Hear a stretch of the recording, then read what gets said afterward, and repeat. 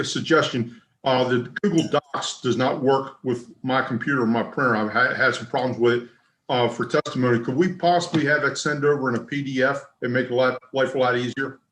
Sure. And hey, Barb, have we done both send the documents and share the link to Google Doc?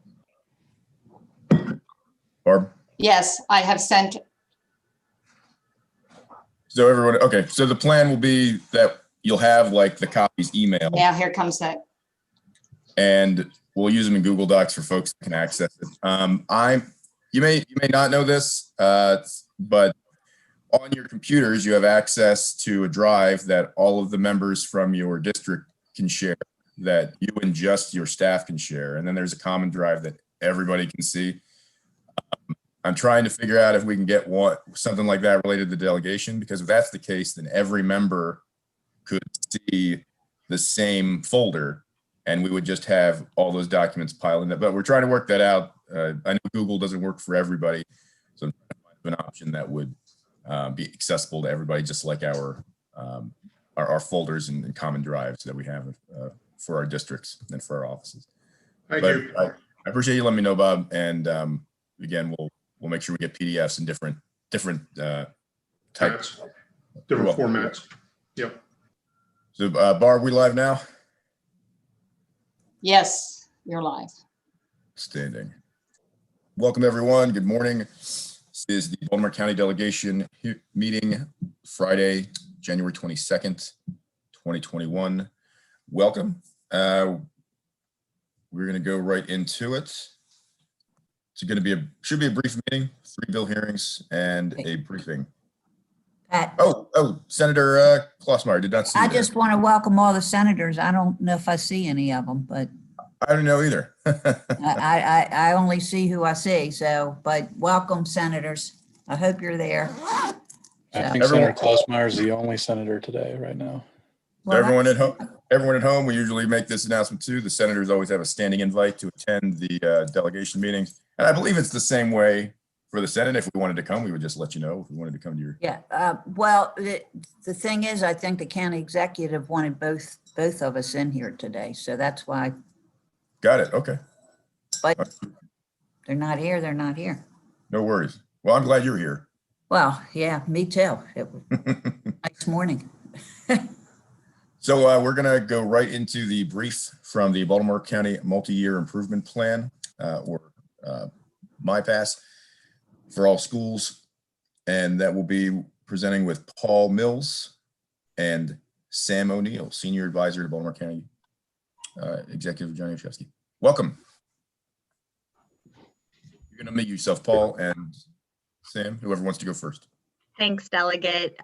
Paul, before you jump in, I know you've got a great presentation lined up, but I just want to thank everyone for carving out some time for this briefing. I know you all are hitting the ground running this session. For those who don't know me, I'm Sen ONeill. I serve as the County Executive Senior Advisor. I actually think our new Director of Educational Partnerships, Dr. Jennifer Lynch, may also be on the call.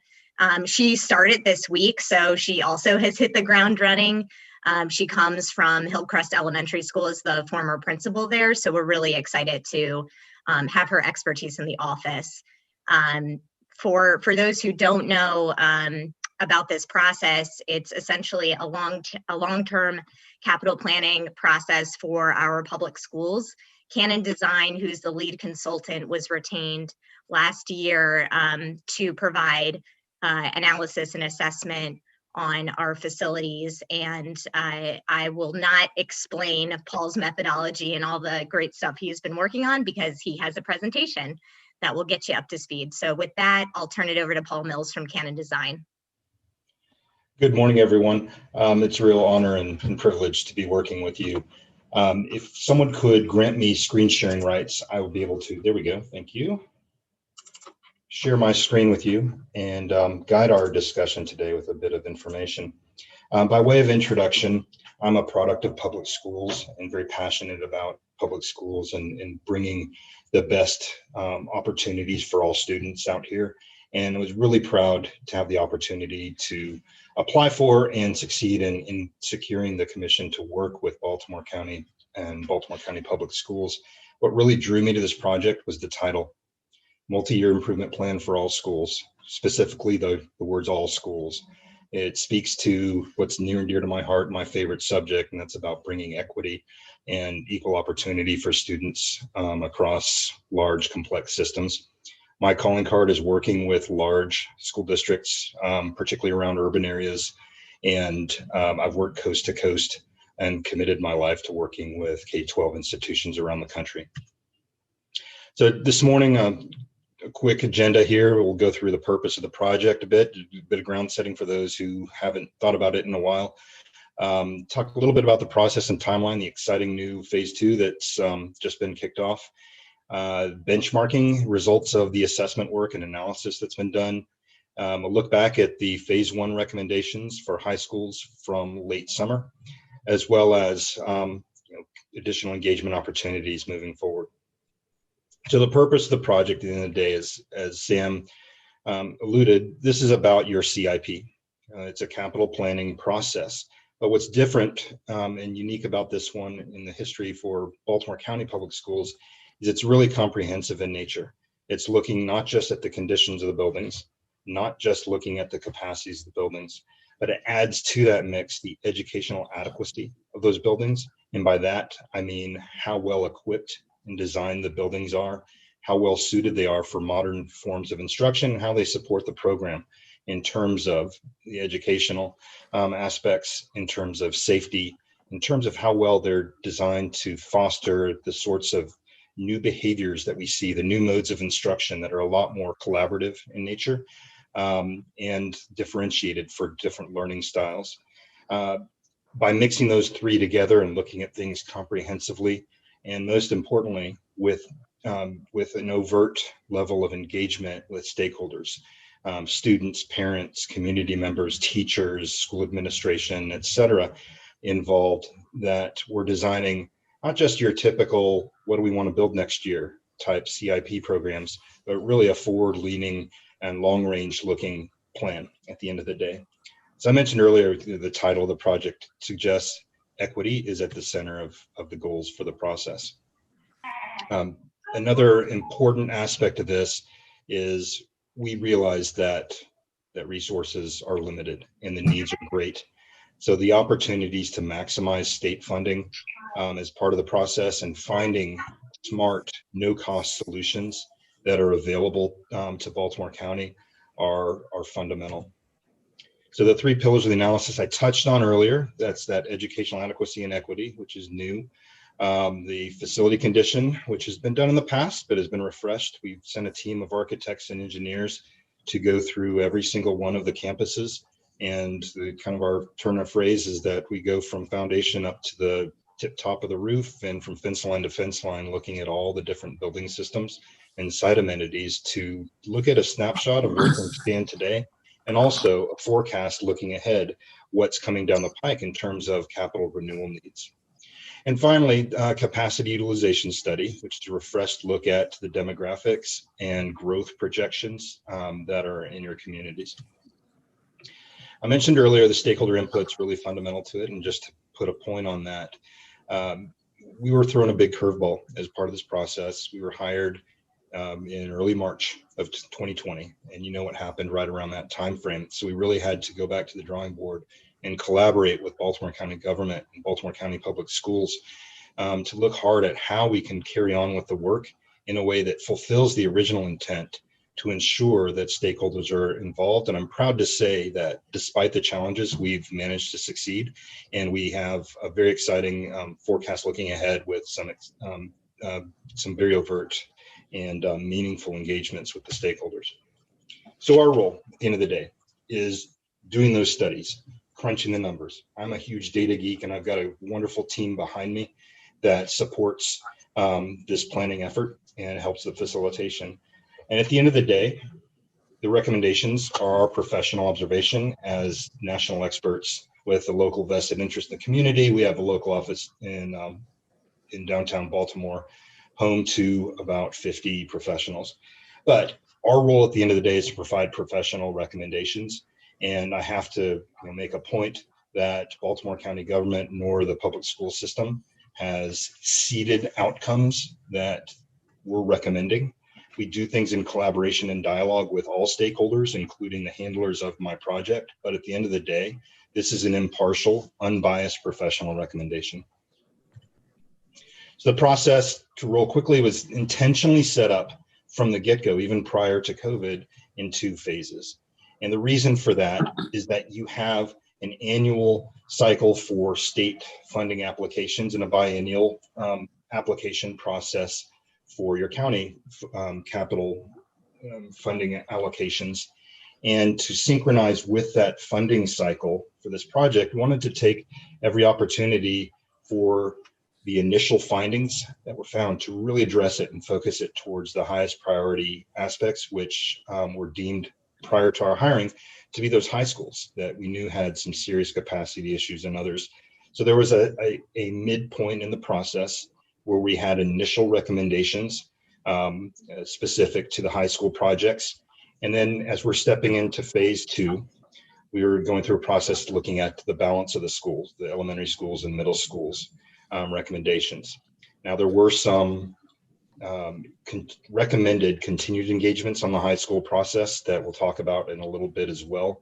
So we're not exclusively looking at elementary and middle schools during phase 2. Without going into all the details of the process, et cetera, it's really founded on some best practices that we've developed over the years, working with complex school districts like yours. And that's that it's foundational in nature. We don't start planning until we have a firm foundation on what core principles and decision-making criteria are and ought to be. Layered on top of that is a complete comprehensive set of data. Nothing really frustrates me more as a planner is jumping right into planning with a partial set of data. And what BCPS has wisely done is strive to the fact that we need to get into the planning with that firm foundation of principles and data. And then the process really speaks to an iterative cycle of engagement. I call it voice plus design. And it's voice first because we're not planning for, we're planning with stakeholders as part of this process. Teachers, families, students, administrators aren't just hearing the wisdom of the sage consultants who come from afar and tell you what ought to be, how do you like it? This is more of an iterative process to create multiple scenarios and outcomes that can be vetted and weighed in on collaboratively along the way.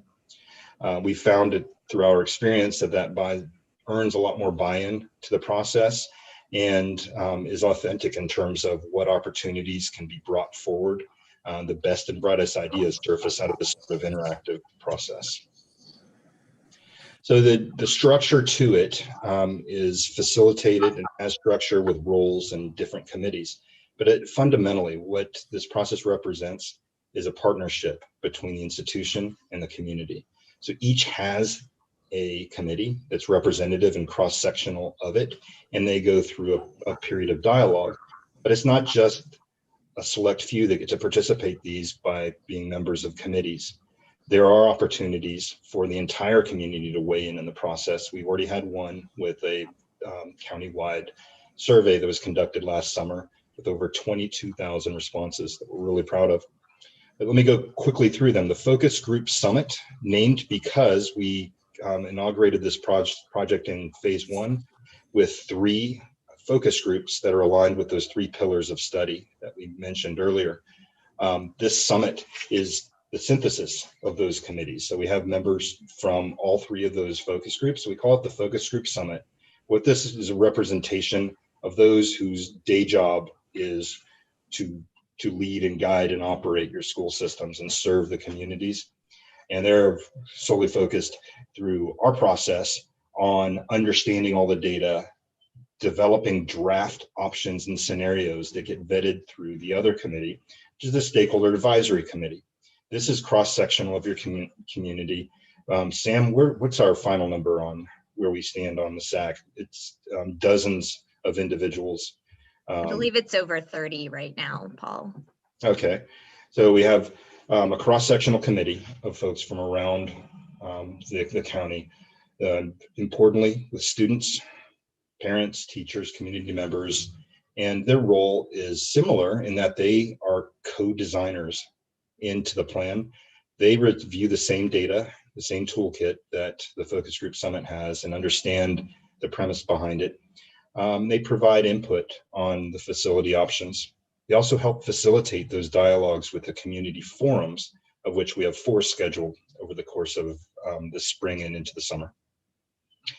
One facet and feature of this is that we like to cross-pollinate the two committees in the interest of transparency, and also the ability for communication between the two to not be completely siloed. And by that, we have co-chairs of the Stakeholder Advisory Committee that attend all the planning workshops, so they can observe, participate, and see how data-driven and principles-based the planning is, and how it's not driven by any sort of agendas. It's done with complete transparency and in a way that focuses on the needs of all students.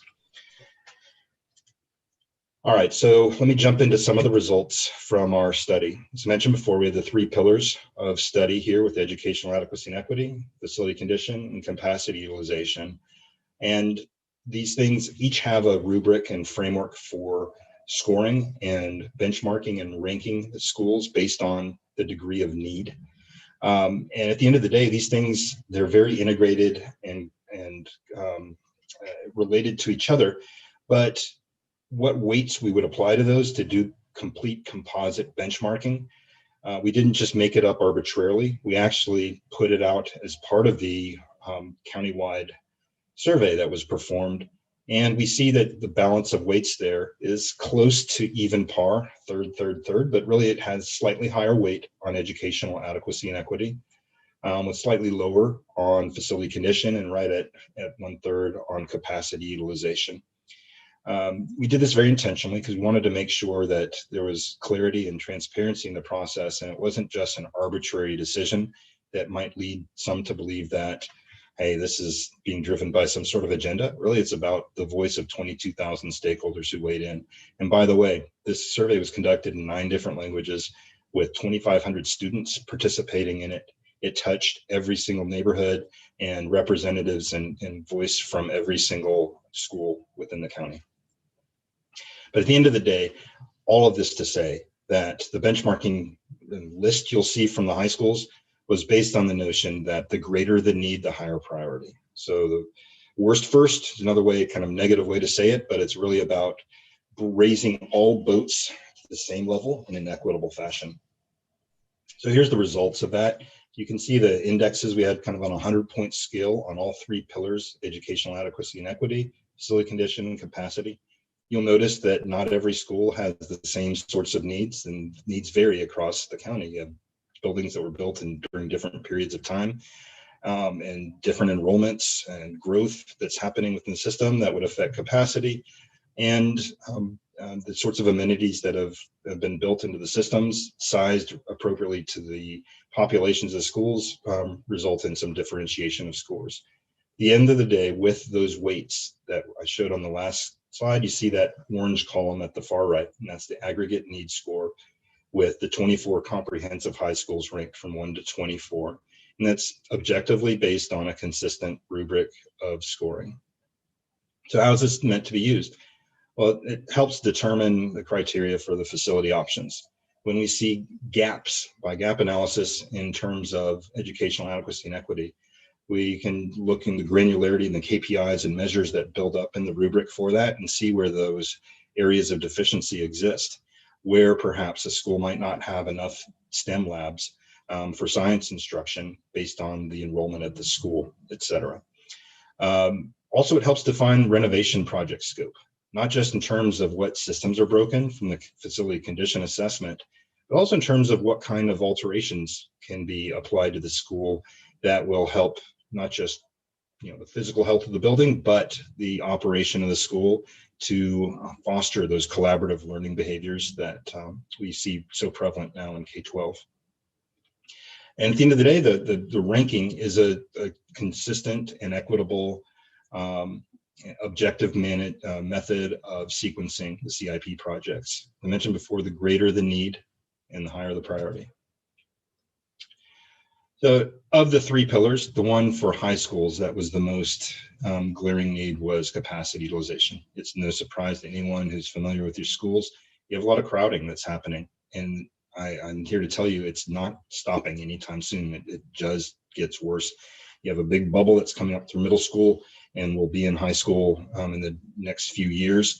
It's going to put your high schools at a breaking point. You can see from the map that the hot spots really tend to be on the eastern side of the county, particularly southeast, where even if you could move boundaries around to try to reallocate students to the seats so that you'd have capacity, there's just no surplus to be had where you're over 115% down in the southeast as an entire region.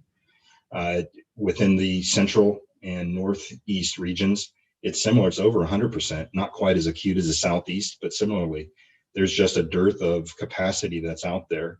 And what these resolved is part of high school situation, those painful decisions for what kind of recommendations to make, really centered on the notion that having no seat is more pressing a need than having a seat that's not quite so good. So with a clear focus on that, just wanted to highlight that capacity drove a lot of the initial recommendations for your near-term action at the high school level. One point about this that we're proud of, we worked in collaboration with BCPS on their program strategies, what they're trying to achieve educationally. And one of them is a movement and initiative towards the English for speakers of other languages programs that you have that are on a regional basis right now, meaning that some families don't go to their home high school. This rolls down to elementary and middle as well, but they will go to a regional center that might not be their neighborhood school. While there's a lot of benefits to that, as far as resource allocation and those sorts of things, there's a desire to bring those programs closer to home, and these programs are scheduled to start moving back towards the neighborhood schools. We've anticipated that and worked those into these capacity numbers. And those plans were set up in conjunction with a forethought of where the capacity might be. So we're being very proactive. We're not planning for something that looks great today that will suddenly be irrelevant based on the educational plans of BCPS. So our recommendations that many of you probably already aware of, but I'll just give a quick overview of the findings from the first phase of work. We looked at all the high schools and we looked at a 7-year planning window in terms of the capital needs that are out there. So starting with the big letter B, a little letter on the screen here, $1.2 billion worth of need to address all issues that were found at your high schools. So this was just your high schools, which represents about 1/3 of your square feet within your system.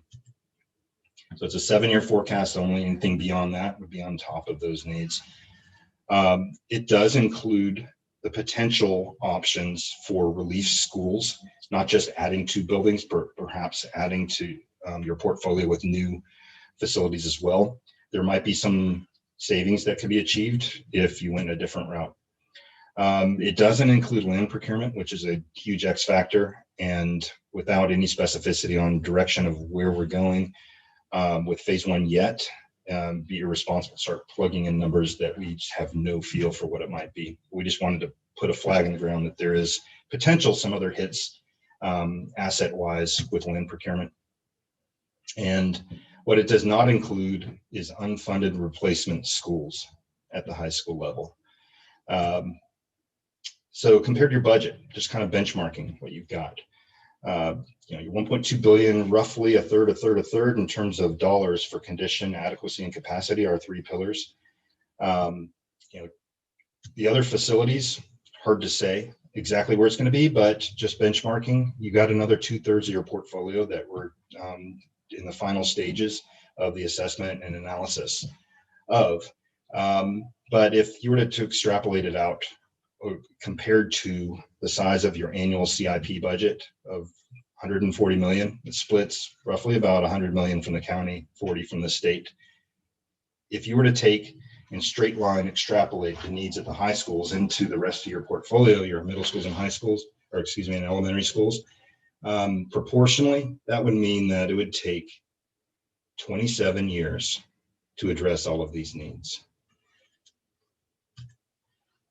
So there's some good news out there. 27 years sounds real depressing at first. It sounds like the national debt and how to solve some almost insurmountable hills. But the potential of House Bill 1 or the Built to Learn Act as a new funding stream for schools is a very, very, very good sign. It would potentially, with deeper investment locally of another 80 million, would achieve another 30 million from the state each year, but that would yield another 110 million a year. What that means, it was curb your 27-year projection to address all these needs down to about 15, which is a lot more easy to get your head around in terms of, if I have a kid coming up, they might actually benefit from some of this, these improvements if they're even on the back end of the capital program that results. But the size of these little circles here is representative of kind of the area is representative of those things. You can get a visual feel for what we're talking about, the baseline versus with House Bill 1. So a point I made earlier, we did not include unfunded replacement schools. And by that, I mean tearing down and rebuilding a school wholesale in the interest of solving all the equity issues, solving all the condition issues and capacity issues. Each time you spend that kind of money, which you're getting into the 9-figure range here, 100 million plus, each one of a single project like that will delay all other needs at that high school level by about 2 to 3 years for each time that would happen. It's just a matter of economics and budgets. So clearly there's a need to prioritize. So we looked through and worked with staff on how we prioritize all these $1.2 billion worth of need. And as you can see, we've laid out here, there's still quite a bit of priority 1s and 2s, 244 million, 290 million of those. Priority 3, this big fat part of it. And we differentiated those by the 3 pillars.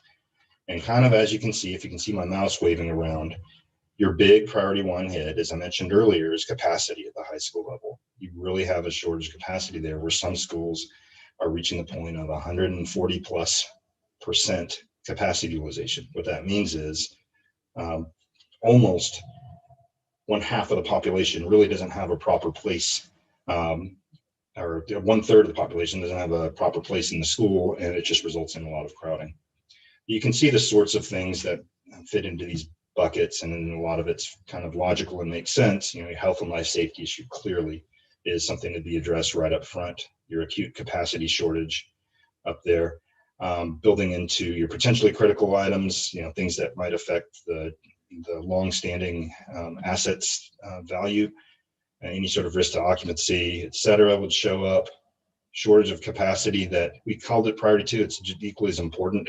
But we wanted to be responsible about doing the proper due diligence about potential land acquisition, and to do the responsible level of engagement with stakeholders to look for outcomes that will be supported by the community, et cetera. So you can go through and see kind of how we've broken down those priorities. So here's kind of a timeline that showed our recommendations as we laid them out. And so kind of going one by one through them, our first recommendation, your systemic repairs would be group 1. These are your doing what you're doing now. The Baltimore County should be applauded for funding and addressing the renovation. And there's not a huge backlog of need. When you think in terms of over a 7-year forecast, $100 million is not a lot of need to keep up with your top priority maintenance needs in the schools. Then we get into the stuff that's more substantive. There's a group 1 as a class called legacy projects, defined by projects that are previously funded through design work. Anytime we do a master plan, we are not approaching a group, a community that's just waiting for the master planner to come along and tell us what to do. You're going on with operations, and you have projects that are midstream, et cetera. And what we've recommended and has been appears to be the strategy we're moving forward with is anything that's really midstream, we're going to carry on and complete to promise those projects. So at the high school level, there's one, it's the Lansdowne project, and fits that criteria. And we have others in middle school and elementary with the Schools of the Future initiative, et cetera, that you'll see soon and recommendations from the balance of the schools that'll fit into that sort of class as well. So after taking care of the promises made, stepping into what are the most critical needs, the capacity issue is really what's important. And we identified 4 schools that are deep in those red areas of the county that have a lot of high capacity overutilization currently and projecting to get worse. And we have recommended that additions be made to those buildings, along with some renovations that would support the programs at those schools. So renovations meaning not just let's fix the roofs and give it a coat of paint and that sort of thing. What we've budgeted for and recommend would be some very strategic investments that would alter the spaces in a way that facilitate modern instruction. I know you have examples within your own county, and we could point to others we've worked on around the country where you can do renovations in such a way that the building, for all intents and purposes, might have the original structure to it, preserve any sort of historic facets of the building, but it looks, feels, and operates like a new school. These sorts of things to bring to scale are what we really recommend in cases where the needs are so great that they outstrip your available resources. That's what we've recommended here. So group 3 are areas, we kind of parse those out from group 2. They're kind of in the same class. They're in those red and orange areas of high overutilization in the area. But there were some mutually exclusive options out there. We felt it would be smart to invest the balance of this project to vet those different options through diverse stakeholder groups so they have more opportunity to weigh in. And those recommendations would be things like, do we build a new Northeast high school that could relieve the outlying areas? What kind of programs might want to be in there? Or do we continue to add to our existing campuses? Those are mutually exclusive areas that that I applaud BCPS and BCG wanted to proactively look at forestalling those decisions without, until done proper due diligence. So that takes care of the initial capacity we front-ended, as you can see on the schedule, and then the balance of the schools, where the capacity isn't really the issue. What we're talking about there is the educational adequacy and facility condition issues that exist in those schools. And we've sequenced them here. You can see from the logo, it's kind of the order based on the scoring rubric that we looked at earlier. You can see 2 cases here. The hopeful case that we're all advocating for is the notion of House Bill 1 passing, which means that we're getting most of the work done in that 15-year sort of time frame and not 27 sort of year time frame that we mentioned earlier. That would be the ideal case.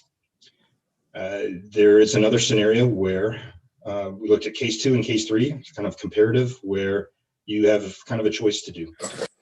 You can reduce the amount of scope that you would have done in the case 1, just because you don't have as much money. So you don't do priorities 1 through 5. You do priorities 1 and 2, maybe get into 3 a little bit, and stick to the same sort of timeline, a little closer to it, and do it in a way that's equitable and that the needs of all schools are addressed within a reasonable time frame. The one we're not recommending down at the bottom is that dark gray bar. That's the one that stretches out towards 2050 to take care of the needs. And that would be to stick to those high impact, heavy investments at each school, one at a time, in a way that stretches out the needs and benefits to many students that aren't at the top of the list decades out into the future. So I kind of spoke to without clicking through. So staying engaged, it's real important that the community participate in the next phase of the process. We're real excited. We've worked a long time to design a process that's applicable to Baltimore County, that's based on the local wisdom of your leaders, as well as some best practices that we've brought from our experience around the country. But it's structured around the 4 community forums that I mentioned. We have the dates here on there. And what's important about this too is that we have 2 surveys that will be part of this process. The first one will be a follow-on and a deeper dive into some of the results from the first survey, so that we can really parse out and dial in some of those options and recommendations based on the voice of students and community. The second one is after options have been developed collaboratively between the two committees, is the opportunity for the entire county to see the different options that are out there and weigh in their levels of support for these. If it bears out, similar to the first survey with over 20,000 responses, I expect you're going to have a very statistically significant result that would be similar to a political poll. You can see the sort of support that would be out there in the community for the types of options that are out there before final recommendations are made. So I've done a lot of talking. I pray that my machine was not on mute this whole time, but I hope this overview has been helpful for you and would appreciate any questions you might have. Thank you, Mr. Mills. I appreciate the presentation. Very comprehensive. I'm sure we're going to be digging into this well past this meeting. I will take questions. Looking at, put the yellow hand up on the participant sheet, and I'm going to write down names and just go as I see them. Delegate Ruth. Thank you, Mr. Chair. I think we still have people that don't have internet access, although this year we've certainly made progress in that. Is there any plans to try to get survey from people who don't have internet access and can't fill out an online survey? Thank you for the question. It's a great one. We are working proactively with Baltimore County and Baltimore County Public Schools on opportunities to expand the reach for those that don't have access to technology or maybe aren't predisposed to participating in that means of engagement. And we're looking through the vehicles of communications through the school networks themselves so that we don't have any marginalized voices.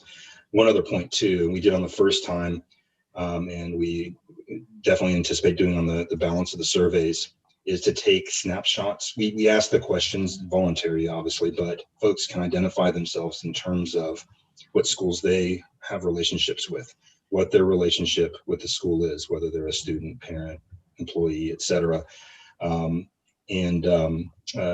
Importantly, the ethnicity. And we also, of course, the surveys are conducted by language too. So another criterion lens to which we could look. But all this, we pull down some snapshots at the midpoint and towards the end of the survey period so that we can benchmark that against the actual student population and do targeted outreach towards those groups that might be a little bit lower proportionally than what the other one is. So it's very intentional. We never can get perfect, but we're putting our best foot forward in a way that's demonstrative and with the sort of magnitude we got last time, definitely statistically representative. Delegate Shalega. Thank you so much, Mr. Chairman. Is this PowerPoint available to us? I didn't see it in the Google Docs. Yes, we got the copy from the county, I think a little later than yesterday, but we will get it out to everyone. Okay, that's great. Thank you. And I was wondering, looking at the high schools, how did you determine your population forecasting? I know, I'll just say Perry Hall High School is my area high school, and they are building so many houses and housing developments. How did you take that into account? So we worked in collaboration with Baltimore County Public Schools, who has a separate consultant that supports their enrollment projections. We receive those and use those, but we always professionally look into the methodologies and the data there, and they're using an industry standard proper methodology for those forecasts that we believe is responsible for planning purposes. Using a 7-year planning horizon, which aligns with what the state's using, is kind of toward the max forecast I want to do, because at that point, some of your early grades, so your future kindergartners, preschoolers, et cetera, might not have been born yet, a little bit of a crystal ball. But we're at a responsible point at 7 years to do so. We know that Perry Hall and many areas out east are, that's why there's recommendations for looking at strategic capacity growth and also that can be done in a way that supports the program out at Perry Hall. Did I Okay. address your question? Yep. And finally, did you take into account any options, with the virtual learning that could offer students options that would somehow minimize the brick and mortar kind of stresses that we're seeing from population growth? So great question. Clearly, we're doing this planning in unprecedented times, and we're actually next week kicking off the focus group summit with our initial visioning sort of session, and we're going to dive into long range goals, et cetera. And certainly that's going to be on the agenda of topics to look at, because clearly right now, the opportunities for how you use your resources, what teachers teach where and how, what subjects, which ones might focus on content delivery versus actual learning coaching. Those sorts of things we're going to dive heavily into with the school administration, and we'll look at every opportunity that we remember early on. We mentioned those no cost solutions that might be out there. If technology with a little bit of proficiency that we've gained over this year together as communities might present some opportunities for no build solutions. So that's on the table, and I appreciate you lifting that up. It gets me excited to know that people are thinking a little outside the box. Great. Thank you so much. Next is Delegate Feldmark, followed by Delegate Long. Thank you, Mr. Chair, and thank you for this presentation and for this approach. I really appreciate understanding the very thoughtful approach, looking at a focus on equity and how to best achieve that in the face of many, many needs and limited resources. So thank you. And I just wanted to make sure, I may have missed a piece of it, but in looking at the different criteria or dimensions of adequacy, condition, and capacity, when those factors were combined into the overall ranking, were they treated equally or were they weighted somehow? Well, the whole rubric has weights to it. They were consistent weights from school to school to school, and uses a common yardstick to measure whether the certain aspects of safety or about collaborative learning or about wellness exist at those schools. So it has equity baked into it by notion that kind of everyone's seen the diagrams of, there's a fence and everyone's to see over it. We've got people of different heights. This is about providing the proper size stool for everyone to float everyone up to the appropriate level in a way that's fair. I guess my question came from, seeing the rankings, and of course I represent Southwest Baltimore County, so very focused on Lansdowne High School, right, which had the greatest need in terms of both adequacy and condition, right, but then was sort of knocked down in its ranking of need when you factor in capacity. And first of all, let me say that I very much appreciate your legacy project approach and preserving its sort of standing as a project that has been started. But it just made me wonder about the extent to which capacity becomes a little bit of a self-selecting problem as we look at equity issues, right? There are certainly sort of market forces in terms of real estate and families that have the means to relocate to select a school that is better on adequacy and condition that creates more of a problem in capacity. And I just think from an equity perspective, that should be taken into account in the weighting. And I wasn't sure, you may just not have mentioned it or I may have missed it. I wasn't sure if that was part of the overall equation. Absolutely. That's why we've included all facets into the rankings. And we've done so where it's informed not just arbitrarily, but by virtue of taking a pulse of the community's preferences. I hope that addresses the question. I understand where you're coming from, the notion of equity being extremely important, and that mobility based on socioeconomic condition does factor into end results. That's something I'm going to make sure we have a conversation about that as we step into the focus group summit next week. Okay, thank you. Thank you very much. Thank you. Delegate Long, followed by Delegate Bendori. Thank you. Thank you, Mr. Mills, for bringing this for us today. Segueing from Delegate Shaliga's comments earlier about virtual learning, one of the things that we've seen that virtual learning is not the best for everyone, but we do see some students actually excelling through virtual learning. My concern would be, if we could implement virtual learning, that would help alleviate the number of students we have over capacity. Plus, it has another effect. Students leaving one school and traveling to another school are missing learning opportunities because of the traveling distance in between schools.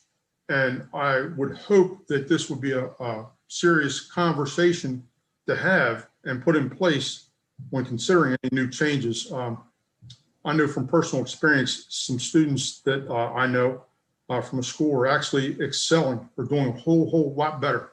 That were B students, C students, now are actually on A, and excelling very much. And I think that's very important. We need to take a deep dive in that, because I know our schools down here, we have some overcrowding capacity problems, and we would like to be able to address that. Thank you again. Thank you, Delegate Long. I can speak from personal experience. I have 3 children in public school right now, and my high schooler is one who, on a day-to-day basis, deals with severe anxiety. And the fact that she can actually log in and excel on her own terms and put her head down and not be embarrassed about it and things like that at the right moments has been a game changer for her particular case.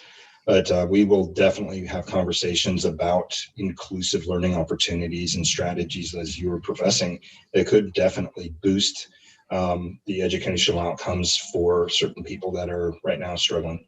So thank you for lifting that up. Right. One last thing, just given the opportunity with virtual learning, now that these classes will be streamlined, and I guess on YouTube or whatever, if a student misses something, they can go back and view that whole course over again.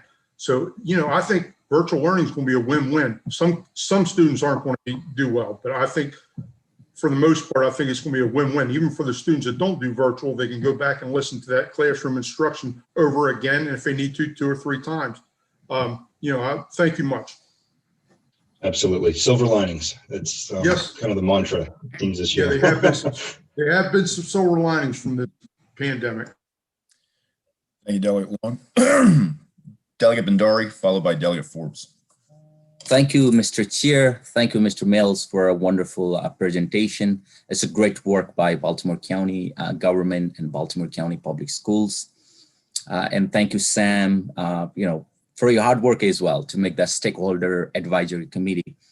Rather than the question, I'm wondering, this Canon Design is a national architecture and planning company that has laid over 1,300 education facility project across the country, including over 200 education master plans. Could you share some ideas, like what would be the challenge and how our public school system would be different? Any thoughts on that? The challenges that you guys are. Oh, wow. How long do we have? Thank you for the shout out. Not that long, Mr. Mills. It's flattering, right? Suffice to say, working with complex, large systems like yours around the country, there is so much rich dialogue that's happening right now. And we are so excited to be embarking in this next phase of work where we can really engage and wrestle through some of those. In the interest of time, I kind of hinted at a couple of them earlier, but if you ever wanted to have a conversation about that, I'm game any day, anytime. Thank you. Delegate Forbes, followed by Senator Salling. Good morning, everyone. Thank you, Ms. O'Neill, and thank you, Mr. Mills, for your presentation. I'll preface by saying I've been a school construction advocate for more than 14 years in Baltimore County and around the state, and that I want all children in better conditions. We underinvested our school construction in Baltimore County for decades, and we are playing catch up.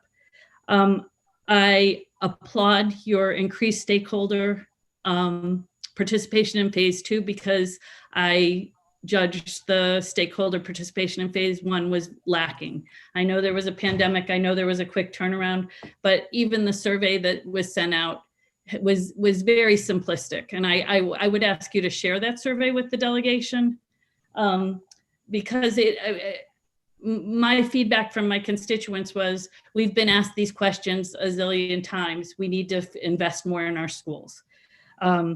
So they answered it, but kind of, that it just wasn't a satisfying survey. It didn't give them the opportunity to speak to your work.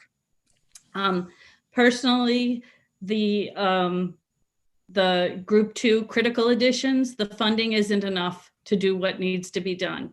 I represent Towson High School, which was built in 1949, done under the presidential administration of Harry Truman. It had an addition during the Eisenhower administration, and an addition during the administration of Lyndon Johnson. The last time it got any capital investment was 23 years ago. And it is falling down. And so to add an addition or to do a renovation to that building seems like throwing good money after bad. The $100 million you have on that line for that project, if I could just share, the other night in the school board meeting, Pete Dixit from the school system said, and the addition you're doing at Dundalk, they're recommending at Dundalk would be $40 million. And that's a school that just opened in 2014. So what's left there to do those other additions doesn't seem like enough. And again, seems like throwing good money after bad. I was particularly offended by your comment of having no seat is worse than having a seat that's not so good. The children that graduated from Towson High in 2020 never attended a school one day that wasn't overcrowded. And so we have waited for our turn. So we don't want not so good seats. We want a rebuilt Delegate school. Forbes, I'm not keeping track of time for anyone, but I'm done. Sorry if I went Is there over. I'm very question? passionate about this issue, and I don't understand. want to roll back into doing additions. Yeah. I want us to continue the schools for our future plan of rebuilding schools where we have rebuilt schools all around the Beltway. Thank you. Good. And if Mr. Mills, you could share the results of the survey or some form, I can work with you on that. Absolutely. It's been provided to county. Senator Salling. Thank you, Chairman Long. I appreciate it. I apologize. I had to take a test and I came in a little bit late, but I appreciate all the information. I know Delegate Shalega asked for the House. I also like to have the Senate. If we could have the information also online, it'd be much appreciated. I'm going to go back to one of the delegates talking about our children, the online schooling. I see major problems with some of the kids doing their schooling online and interacting this way. I see kids failing, not succeeding in this.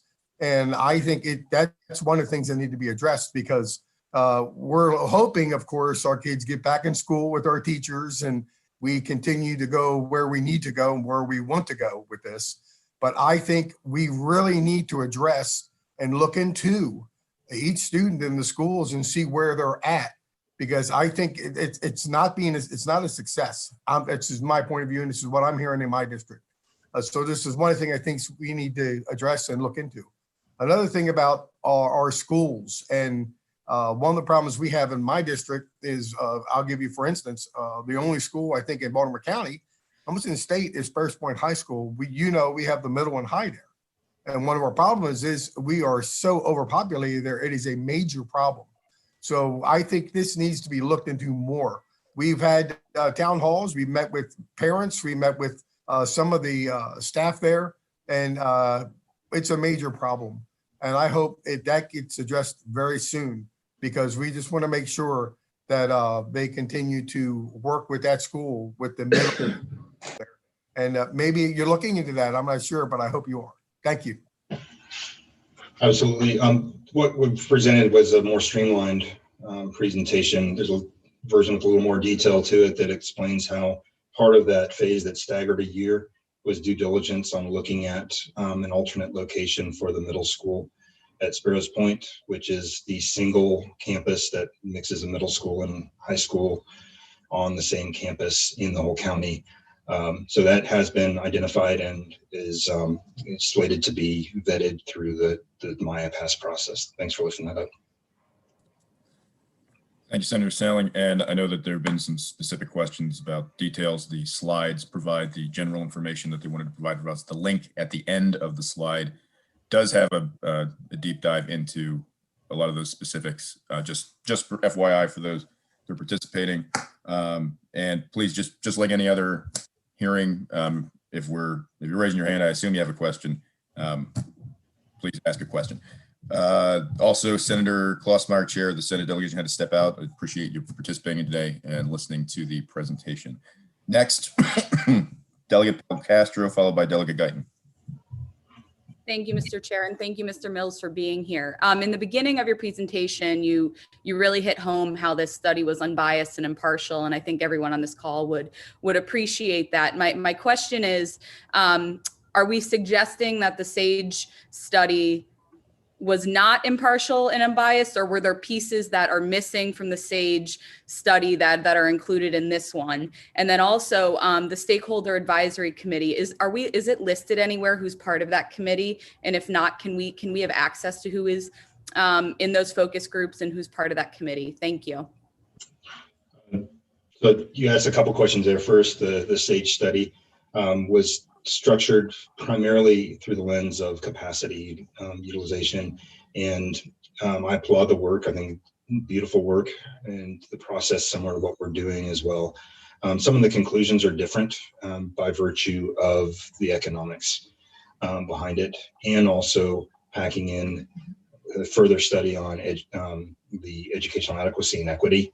That was not a component of their study, as well as an update, refresh of the facility conditions. As far as membership, I'll let Sam address that. Thanks for the question, Delegate.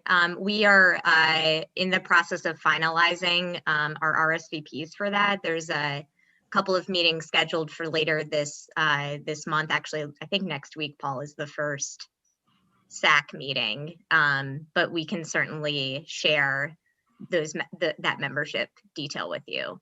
I would add that, these community forums too, overlaid with the additional surveys, is another important entry point for public participation. Truly, the SAC is the body that'll engage with those internal officials on the county government and BCPS side. So facilities, more of like the technical conversations. And then those folks, can be ambassadors essentially for their school communities and larger communities.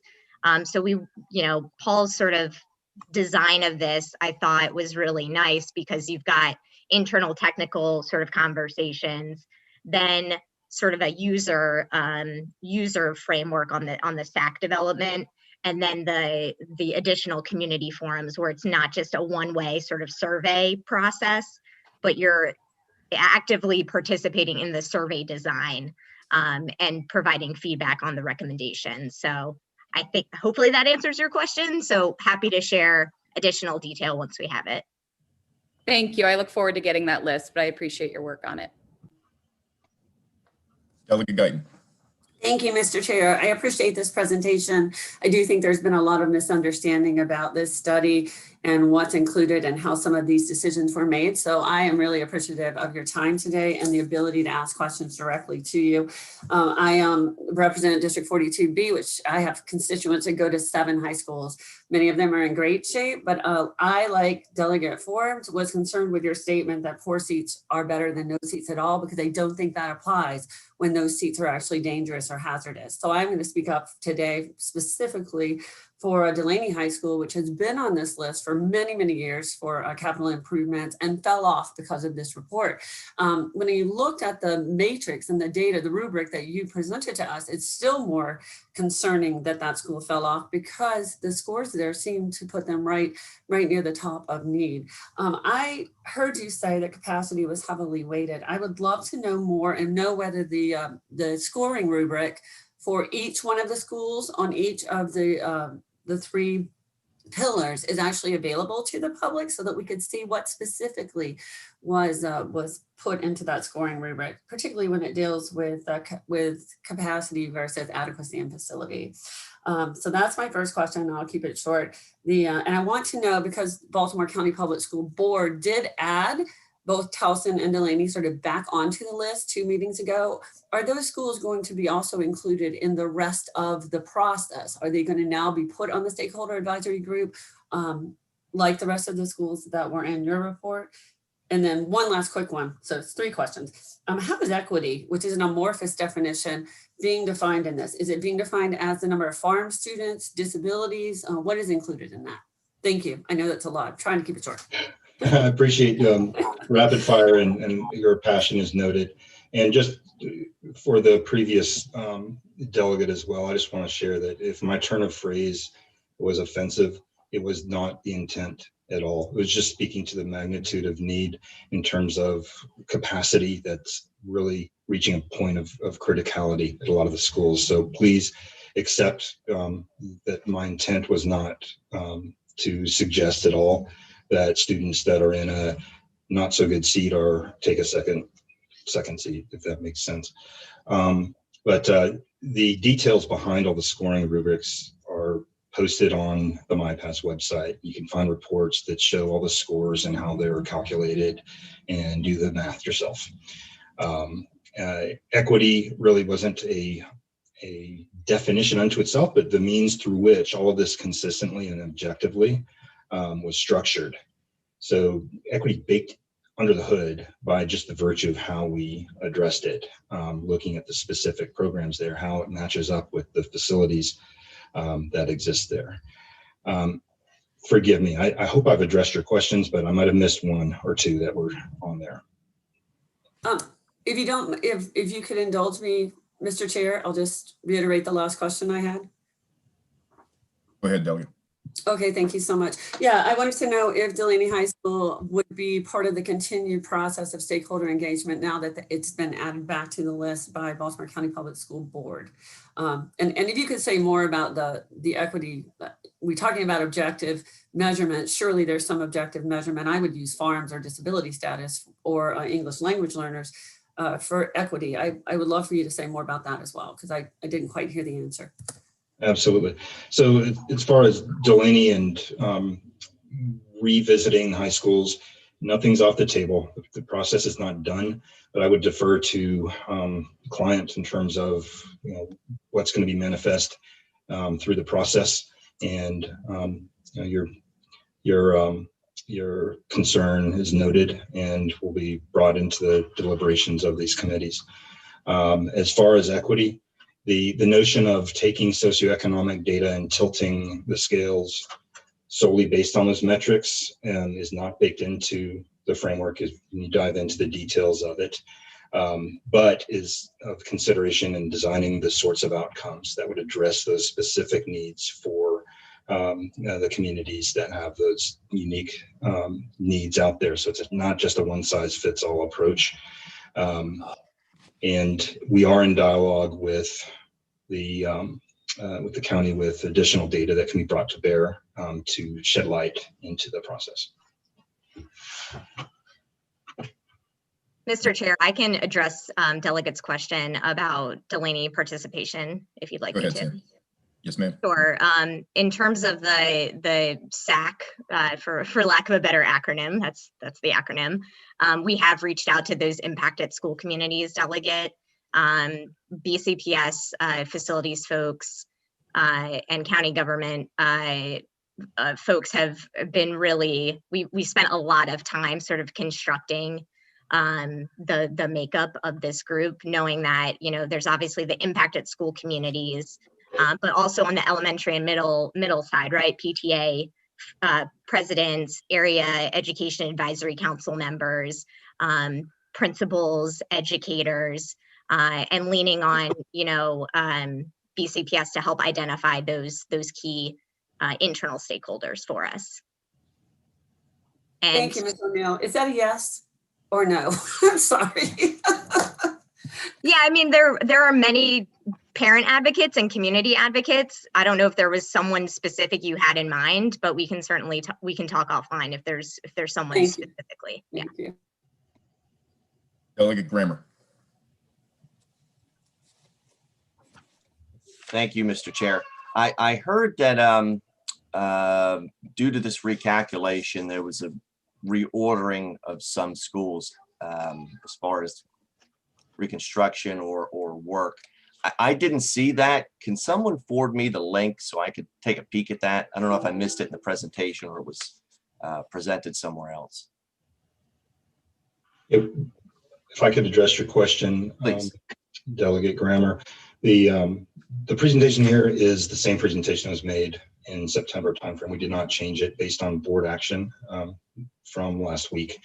So I defer to BCPS and BCG as far as road forward with that.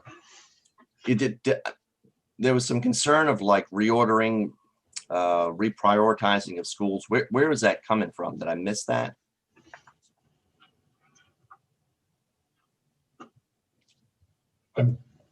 If I shared anything that suggested like that, it seemed like after viewing this presentation and the capacity issues of the Southeast were kind of emphasized, and it seems like some of the other schools are getting deprioritized due to that.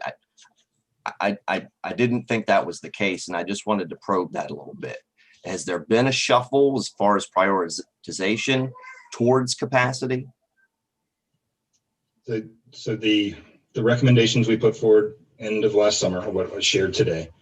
That showed different phases of implementation that would address on the very short end your critical needs in terms of capacity, where you're going to be approaching 145% utilization at specific schools and down the way on the front end.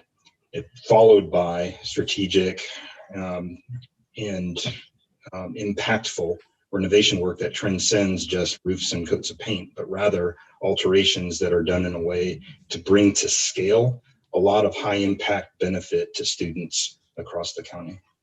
Okay. All right. I appreciate it. Thank you, folks. Last question goes to me. I just wanted to, the capacity map that you showed from the beginning, just highlighting overcrowding, getting there, and then the schools that were white in terms of in a good spot. I noticed they were magnet schools, or a lot, not all of them, but like a lot of them were magnet schools. And I'm a product of going to my magnet school in the county for middle school. And I know that there's a selective about who you can accept, who comes. It also sort of affects the fluctuation of folks coming from other jurisdictions into the magnet school. So I'm wondering how that played into your, I'm sure that it did. I'm just wondering how it played into your calculation related to overcrowding and some of these metrics when you have magnet schools pulling kids from other regions. Chair Young, that's a great question and really gets into the mechanics and technical aspects of our planning work. We use GIS systems to understand where students live and where they attend, and we run analyses both in terms of how their patterns of enrollment are now, how those look to go in the future, like I explained with ESOL, as well as we look at multidimensional aspects of if you were to make major improvements or have a new attractive program at a school, what are the kids that actually live there? What might it look like in the immediate area around it within its existing boundary and potential other changes, so that we look at things dynamically, so that with one strategic implementation, you're not creating unintended consequences. So all of that to say, we do incorporate thinking into the middle schools and high schools with these magnet programs, and even some elementary schools with magnet programs into the planning calculus. And I think, Sam, this is a good question, or excuse me, this is a good conversation to have offline, because I'm just curious about it might just be looking at the picture that was presented and seeing a correlation. They may not be there, but there seem to be magnet schools and then maybe a bubble around some schools that might not have had as bad of overcrowding issues. And then there's some regions that don't really have magnet schools that seem to have a huge crowding issue. So maybe we can talk offline about the program if there's any expansion. Not that we're talking about creating or building new schools about a magnet program, but just where they are around the county and if there's any plan and discussion about implementing other magnet programs in other regions that may not have them. So excellent, folks. Thank you so much for presenting. This is great information. I will get the slides out, the updated slides to the delegation. Mr. Mills, great presentation, very astute, and thank you for answering all of our questions. Thank you. It's an honor. Thank you, Sam.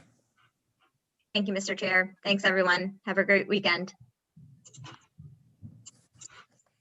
We're going to move into bill hearings, and we're pretty much on schedule. Figured that was going to go a little bit long, but good information and great questions and comments. Thank you all for your passion related to Baltimore County Public Schools. The first bill we're going to hear this morning is HB4, Baltimore County Career Exploration and Development Activities in Public High Schools, prohibiting a ban or regulation of sale of coffee. I don't know who's the delegate for this. Delegate Grammer. I'm sorry, man. I had to say it. It's okay. I appreciate the humor. I'll be very brief. Thank you, Mr. Chair.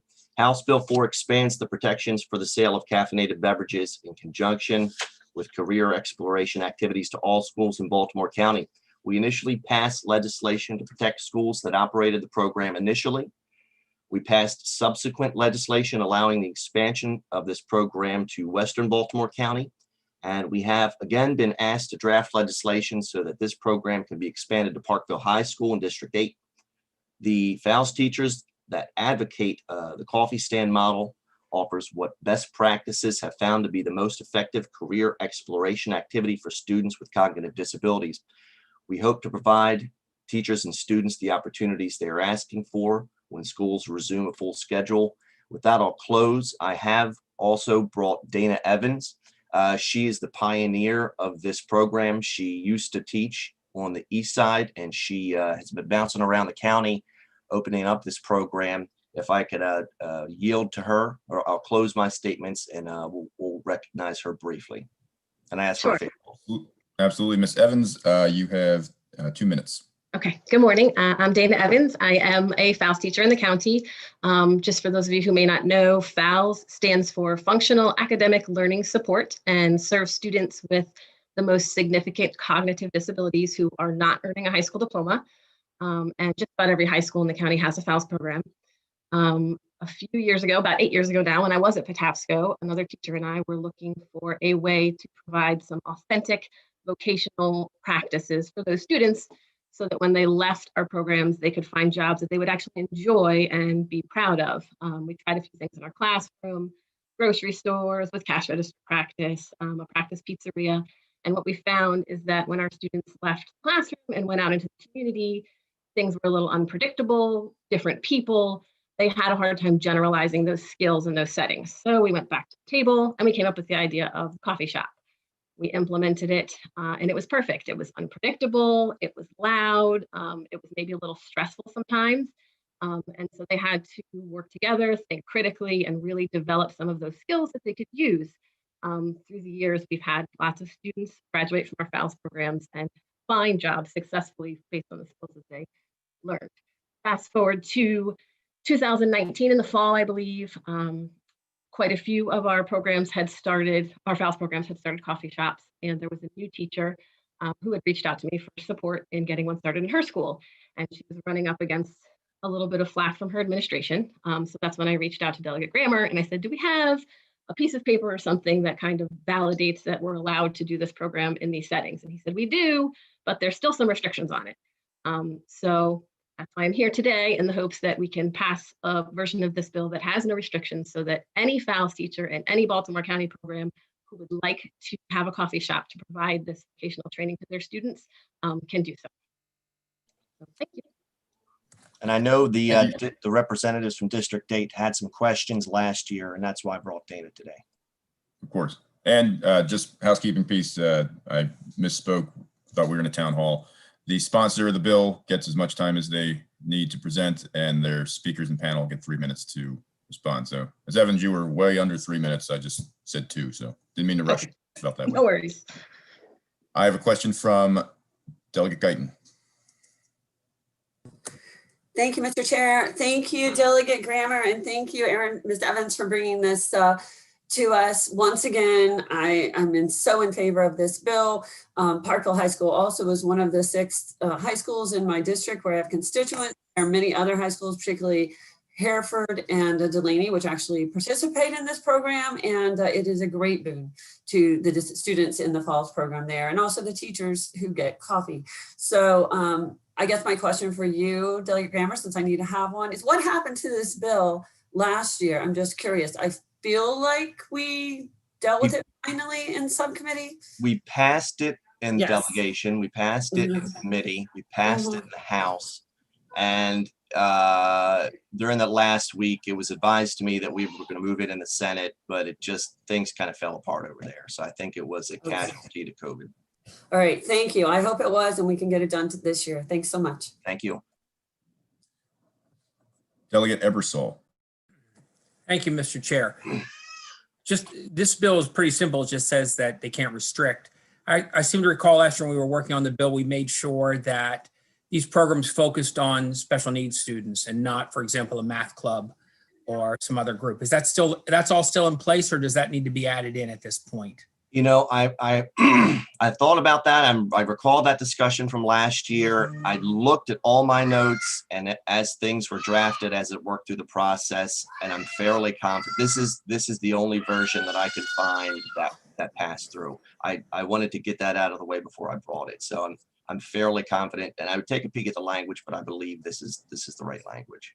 Right, for banning it, but does it exist, for not being allowed to stop it, but does the language exist somewhere else that that limits it to activities that benefit students that are special, have special needs? You guys are using an acronym, and I don't know all the letters in it, so I don't want to mispronounce it. FOWLS, I think. This is the only language that I recall. Okay, we may have to dress it up a little bit to make sure that it's not too broadly interpreted. Okay, and I appreciate the help. Certainly. Any further questions for sponsor? Seeing none, thank you, Delegate Grammer. Looks like you're up again with HB 253, Baltimore County Nuisance Actions, Community Association. Thank you, Mr. Chair. For the record, again, Delegate Robin Grammer here presenting House Bill 253. House Bill 253 alters the definitions of community association and local code violation for judicial relief and nuisance abatement in Baltimore County. You may have heard testimony on this bill in the past. This was the bill that Senator Sidnor and I sponsored last year. Hold one brief second. My son he's a spirited child. This bill has been sponsored. Drinking coffee, Delegate Grammer? I'm sorry, you're doing just a I have little. a bill that doesn't allow us restraint and seclusion, Robin. I'll make you aware of that. Right. Okay. I started. I'm sorry, Delegate Grammer. It's okay. This was Senator Sidnor's bill. He's brought this for several years. This bill actually passed the full Senate this year, and both the Senate and House bill were in E&T last year when we closed session. House Bill 253 removes the household percentage requirements to be considered a community association under law. It includes nonprofit organizations that meet the requirements to be considered a community association and removes the bonding requirements that are currently necessary to pursue relief. Current law makes it nearly impossible to seek relief for nuisance abatement. Making these simple changes to tear down barriers to relief will allow local community groups to pursue an end to issues of community blight and nuisances. This is really a community blight bill that we see a lot of on the east and west side. That's why Senator Sidnor and I have worked on this over the past couple of years. So with that, I'll close and say thanks for the hearing for House Bill 253. Happy to take questions, and I'd ask for a favorable. Any questions for the sponsor? Seeing none. Thank you, sir. Thank you. We'll move on to HB 348, Delegate Long, Baltimore County Homestead Property Tax Credit Notice Pilot Program. Thank you, Mr. Chair. For the record, Delegate Bob Long here on testifying on HB 348. I'm sure that everyone remembers last year I had this bill. We presented it, and we addressed some of the issues, and given what's happening now, seems like it'd be more important to make sure that people are eligible to get their homestead property tax credit. I've got support from the Greater Baltimore Board of Realtors. And, this is a pilot program. It can be done through SDAT with existing staff at a low cost. I still get calls every day. People aren't aware that they're supposed to file a piece of paper to get their homestead property tax credit. And given the facts, what's happening today, we want to make sure everybody's eligible. Everyone that's eligible can get the homestead property tax credit. Also, we want to make sure that if a property is a rental property, that they're properly registered, meeting Maryland standards as far as lead paint and the rental registration. And this has to do with blight on our neighborhood, as like Robin said, or Delegate Grammer said. This would identify any rental properties that are not registered. And after having a long conversation at Baltimore County rental registration, the only way that they're finding out that houses are not registered as rental properties is through complaint driven. And just a real brief history. We had a murder here in Dundalk back a while ago. I'm sure you remember the testimony. I'll refresh you. There was an unregistered rental property that a gentleman owned that there was I believe it was a double homicide took place. I kind of looked into it, and I looked at this gentleman had, 4 or 5 different houses through different names. And it was SDAT had it down as owner occupant, but he was not receiving a homestead property tax credit. So I don't know if he was breaking the law or not. He was breaking the law, but how would you pick up on something like that? And that's what this will do. This will identify any properties that are, they'll do 2 things. They'll identify any properties that are not registered as rental properties, hopefully, and give notifications to people that they're eligible for the homestead property tax credit. And I just asked a favorable vote from this committee, and it is a pilot program through our district, and it was recommended that see how this works out. We might have to do it countywide. But anyway, thank you. Thank you, Delegate Long. Questions for the sponsor? Delegate ONeill. I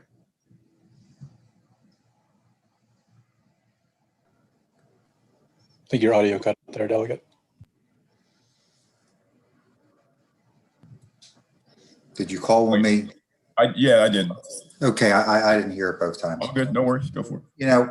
You bring up this issue of rentals, and it's a great opportunity that we continue to throw more burdens on the people that own rental properties.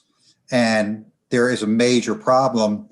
I'm getting calls that landlords are in big trouble because they're not getting paid rent.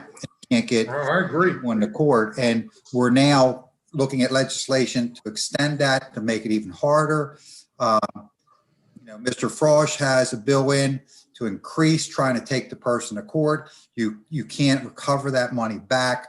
So while this might be a good bill in the future, my feeling is throwing this additional burden on landlords while they're being slammed so hard. And not all landlords are bad. I mean, I agree. And we do have existing laws to take care of. And I always have a problem when the laws we have aren't working. We need to make new laws. Well, maybe we need to just enforce the existing laws. And maybe, and I hope someone from the court system is listening, we need to open those courts back up so these landlords can start collecting their rent, so they can start paying their mortgage payments, so they can put reinvestment back in. I'm seeing landlords right now just dumping their properties. And what we're going to see going into the future, it's going to be harder and harder for people to find places to rent because agree. no one wants to take this risk. In Baltimore City, it's very difficult to try to remove somebody. And Baltimore County, it seems like we're heading in that direction. And that causes a real problem for people who do need places to rent. So at this time, I'm not in favor of this bill. Delegate Blair, would it be accurate to say your question would also be related to, is there existing law that could address or handle the situation? Well, yeah, there is, and I do believe there's plenty of existing law to make sure that this stuff, we have inspectors can go out all the time on this stuff. Thanks. Thank you, Delegate. And Delegate If I Warner. might, Go ahead, if I might Delegate. answer. Go ahead. Yeah, Delegate Blair, I agree with you. Landlords are having a tough time. I'm a landlord myself. I'm not an absentee landlord. I do some rental management, and I understand these are some hard times. This is not targeting people that are playing by the rule books. This is I want to target the people that are not, and that's the landlords. That landlords are not registered and don't have to meet the same criteria that landlords like lawful landlords are doing. You know, if it's not registered, it's kind of hard to pick up if they're, you know, in compliance with different health. Now, we've just a thought. Now, we've created laws now that the tenants are using against the landlords. The landlords are being fined for things that the tenants are doing. The tenants are doing it intentionally because they're basically punishing their landlords and they're not paying their rent. And I have these phone calls coming into my office. And my advice to them, unfortunately, my advice to them is sell your properties. And if you have to pay your tenant to leave, pay your tenant to leave and get out. That's. If it sounds like you have some conversation with Delegate Polari. I've got a question from Delegate Erkin. Delegate Erkin, you have a question? Oh, yeah, I was going to say, thank you very much, Mr. Chair. So I actually like this bill. I am also a registered landlord in Baltimore County. And we, you know, when this thing started, we called our bank because we weren't sure if our tenant would be able to pay his rent. And our bank offered us like 18 months delayed mortgage payments. So, I mean, we didn't need it in the end, but I mean, there is that option. I do agree though with Delegate Impolari about the effects of some of these laws. I mean, we've been fined because our tenant didn't put a trash can lid on, things like that. And then, you know, if they were in a financial hardship during COVID, I mean, our tenant paid it. Actually, I believe my husband went into court and our tenant came with him and it was waived. But I mean, if they couldn't pay it, yeah, we could be paying thousands of dollars a month. I mean, however many times somebody reports the trash can lid not on, we could be paying big money. And if they were mad at us, it could be a very, it could be retribution. But I just think I still think this bill is a good bill. And I don't think it's going to hurt. I don't think it's going to hurt landlords like me more than the existing laws already do. Do you know what I mean? Tried, but they changed a lot of things here. If I can make it perfectly clear, this will not affect any landlords that and following the law. This is to identify and bring them in compliance unregistered rental properties so that it's a even playing field. That's what this is all about, because we do have some landlords out here. Unfortunately, they're not registered. They're taking advantage of people. They're, especially in these times of hardship, they're not fixing the houses. I mean, I'd be more glad to have more conversation about this offline with you and Delegate and Blair. I want to make sure perfectly clear that it's not affect any rental property that's registered. It's abiding by the law. This is the people are breaking the law. That's what this is about. All right. Thank you. Thank you, Mr. Chair. Any further questions for the bill sponsor? Delegate Rick Metzger, I see you waving there. Go ahead, Delegate. Delegate, looks like you're unmuted but can't hear you. Can you hear me now? I can hear you now. Go for it. Okay. I'm looking at this bill, and Delegate Long, can you explain what changed from last year to this year? And it also appears to me that it's two bills into one. Would it be better to just make it homestead property tax credit, and then the other part as a separate bill? I'm just confused there. That's all. Okay. I was trying to utilize our resources as much as possible. The one thing that we want to target is to make sure people that are eligible for the homestead property tax credit do receive that. And in our district, we have 4,700 people, I believe, 47 properties that are not receiving it. So we want to identify, are these properties owner occupied and are these rental properties? That's all this bill does. And I was trying to combine the two with the resources that we have. We could separate in two bills. That would be fine. But I was thinking we could get more bang with a buck. It's just basically notifying people that they should apply to receive the homestead property tax credit. And if it's not a primary residence and they're renting it and it's not registered, that they have to register the property. They go hand in hand. My thought would be to make it a separate bill, because the pilot program that you're talking about for the landlords, just like Delegate Impalera said, you're creating more of a expanding of a law that we don't need any more burdens on landlords. So that's my concern. Thank you very much. No, you know what? I'll be more glad to talk to you offline. This has, and I want to make it perfectly clear once for all, this has nothing to do with landlords that are abiding by the law. This is targeting people that have rental properties that are not abiding by the law, having rental registration, meeting state Department of Lead. It has nothing to do with landlords that are actually registered. They're fine. This will not target them. Thank you, Delegate. I do not see further questions, so thank you for the presentation. Thank you. That ends the work for today, folks. Just a little bit of housekeeping. Everyone has been assigned a subcommittee. Talked to folks that brought it up at the last meeting. Barb will send out the updated list of the subcommittees and the membership after the meeting today. If anyone has any questions or concerns associated with their assignment, contact me directly and we can talk about it. I will also mention that we're going to keep the same sort of structure that our committees have. So everyone's great at muting themselves. Just make sure if we're on here, turn your cameras on so folks can see you. Obviously, if you step away for a moment. But if you're going to be joining us for the whole time, try and have your camera on, just so for accountability and the folks who are watching know that someone is actually here participating. We'll ask to either watch on YouTube or warn you before we remove you, but ask you to turn the camera on.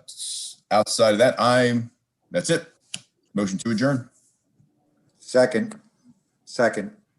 All right. Thanks, everybody. Enjoy the week.